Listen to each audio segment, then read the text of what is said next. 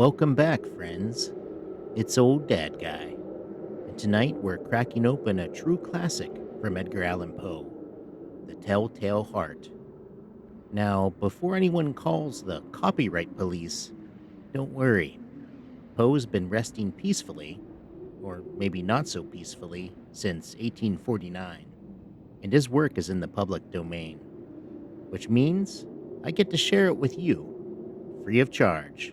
No haunted lawyers involved. This story is one of Poe's sharpest daggers, short, unsettling, and pounding with paranoia. It's about guilt, madness, and that one sound you just can't block out, no matter how hard you try. So dim the lights, check under your floorboards just in case, and join me as we slip into the feverish mind of Poe's most unreliable narrator. This is The Telltale Heart. True. Nervous. Very, very dreadfully nervous I had been, and am. But why will you say that I am mad? The disease had sharpened my senses, not destroyed, not dulled them. Above all was the sense of hearing acute. I heard all things in the heaven and in the earth. I heard many things in hell. How, then, am I mad? Hearken, and observe how healthily, how calmly I can tell you the whole story. Is it possible to say how first the idea entered my brain, but once conceived, and haunted me day and night? Object, there was none. Passion, there was none. I loved the old man. He had never wronged me. He had never given an insult. For his gold, I had no desire. I think it was his eye. Yes, it was this. He had the eye of a vulture, a pale blue eye with a film over it. Whenever it fell upon me, my blood ran cold. And so by degrees, very gradually, I made up my mind to take the life of the old man, and thus rid myself of the eye forever. Now, this is the point. You fancy me mad. Madmen know nothing. But you should have seen me. You should have seen how wisely I proceeded. With what caution.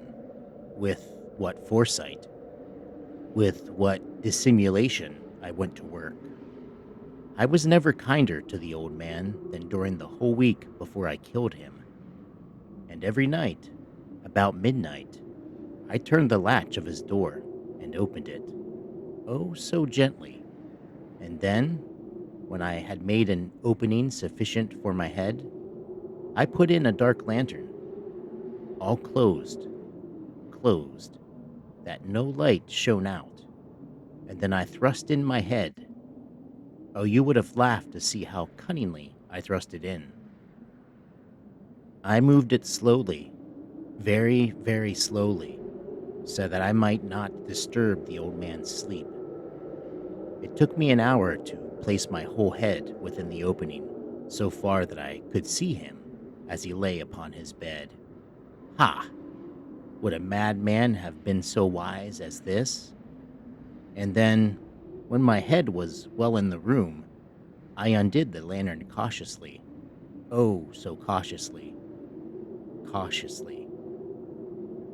I undid it, just so much that a single thin ray fell upon the vulture eye. And this I did for 7 long nights. Every night, just at midnight.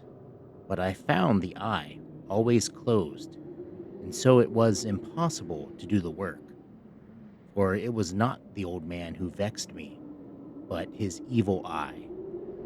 And every morning, when the day broke, I went boldly into the chamber and spoke courageously to him, calling him by name in a hearty tone, and inquiring how he had passed the night. So you see, he would have been a very profound old man indeed to suspect that every night, just at 12, I looked in upon him while he slept. Upon the 8th night, I was more than usually cautious in opening the door. A watch's minute hand moves more quickly than did mine. Never before that night had I felt the extent of my own powers, of my sagacity. I could scarcely contain my feelings of triumph. To think that there I was, opening the door, little by little, and he not even to dream of my secret deeds or thoughts. I fairly chuckled at the idea, and perhaps he heard me, for he moved on the bed suddenly, as if startled. Now you may think that I drew back, but no. His room was as black as pitch with a thick darkness, and so I knew that he could not see the opening of the door, and I kept pushing it on, steadily, steadily. I had my head in, and was about to open the lantern, when my thumb slipped upon the tin fastening, and the old man sprang up in bed, crying out, "Who's there?" I kept quite still, and said nothing. For a whole hour I did not move a muscle, and in the meantime I did not hear him lie down.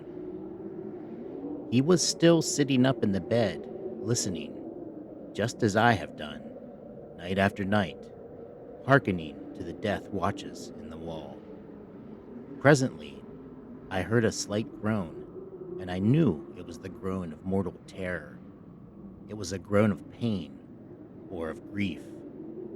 Oh no, it was the low, stifled sound that arises from the bottom of the soul when overcharged with awe. I knew the sound well. Many a night, just at midnight, when all the world slept, it had welled up from my own bosom, deepening, with its dreadful echo, the terrors that distracted me. I say I knew it well. I knew what the old man felt, and pitied him, although I chuckled at heart. I knew that he had been lying awake ever since the first slight noise, when he had turned in the bed. His fears had been ever since growing upon him. He had been trying to fancy them causeless, but could not. He had been saying to himself, "It is nothing but the wind in the chimney. It is only a mouse crossing the floor." Or, "It is merely a cricket which has made a single chirp." Yes, he had been trying to comfort himself with these suppositions, but he had found all in vain.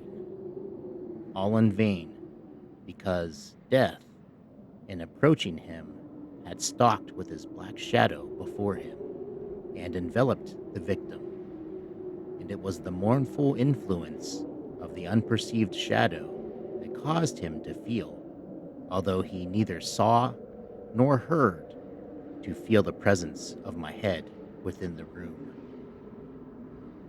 When I had waited a long time, very patiently, without hearing him lie down, I resolved to open a little, a very, very little crevice in the lantern.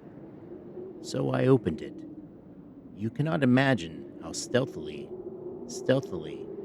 until, at length, a simple dim ray, like the thread of a spider, shot from out the crevice and fell full upon the vulture eye. It was open, wide, wide open, and I grew furious as I gazed upon it. I saw it with perfect distinctness, all a dull blue, with a hideous veil over it that chilled the very marrow in my bones. But I could see nothing else of the old man's face or person, for I had directed the ray as if by instinct, precisely upon the damned spot. And have I not told you that what you mistake for madness is but over-acuteness of the sense? Now, I say, there came to my ears a low, dull, quick sound, such as a watch makes when enveloped in cotton. I knew that sound well, too. It was the beating of the old man's heart. It increased my fury, as the beating of a drum stimulates the soldier into courage. But even yet, I refrained and kept still. I scarcely breathed. I held the lantern motionless. I tried how steadily I could maintain the ray upon the eye. Meantime, the hellish tattoo of the heart increased. It grew quicker and quicker, and louder every instant. The old man's terror must have been extreme. It grew louder, I say louder every moment. Do you mark me well? I have told you that I am nervous, so I am. And now, at the dead hour of the night, amid the dreadful silence of that old house, so strange a noise as this excited me to uncontrollable terror. Yet for some minutes longer, I refrained and stood still. But the beating grew louder, louder. I thought the heart must burst. And now a new anxiety seized me. The sound would be heard by a neighbor. The old man's hour had come.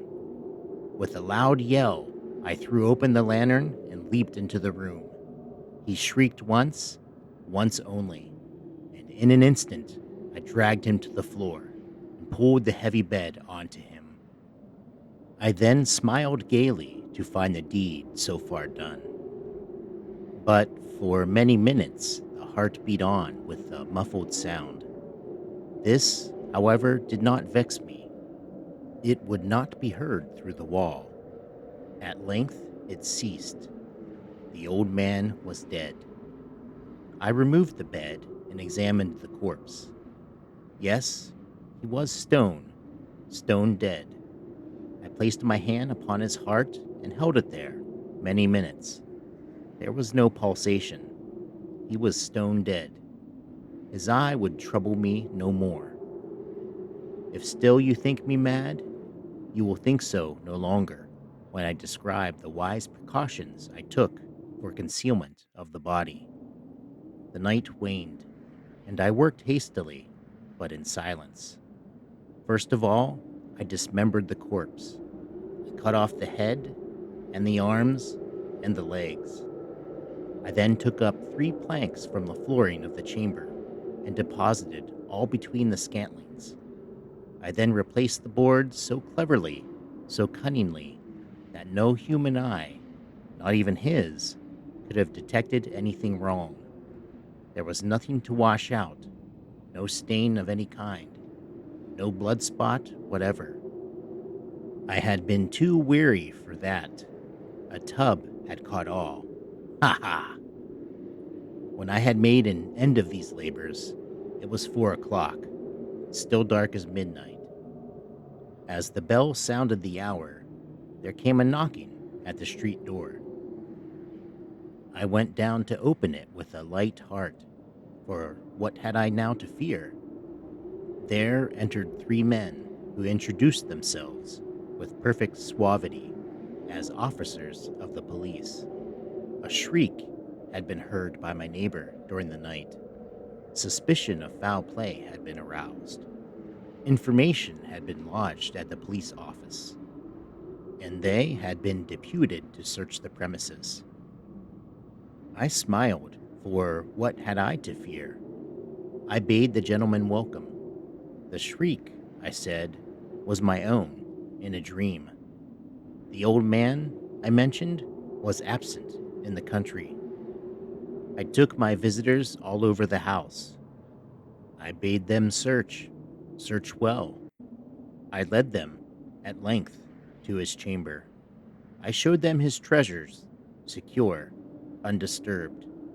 In the enthusiasm of my confidence, I brought chairs into the room and desired them here to rest from their fatigues, while I myself, in the wild audacity of my perfect triumph, placed my own seat upon the very spot beneath which reposed the corpse of the victim.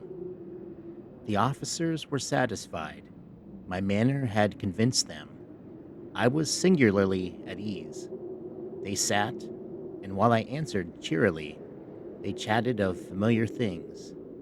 But ere long, I felt myself getting pale and wished them gone. My head ached, and I fancied a ringing in my ears, but still they sat and still chatted. The ringing became more distinct.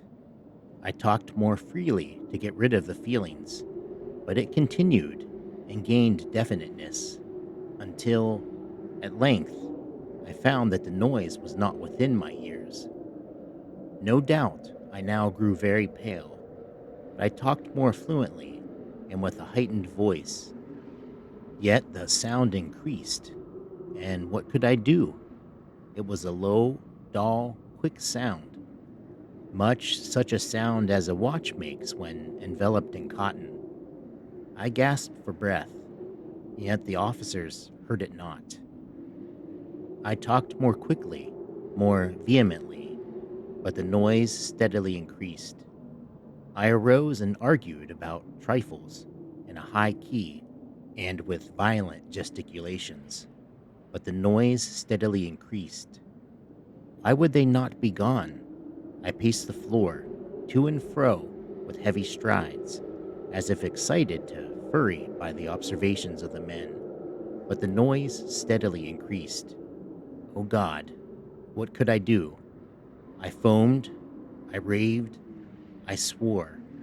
I swung the chair upon which I had been sitting and grated it upon the boards.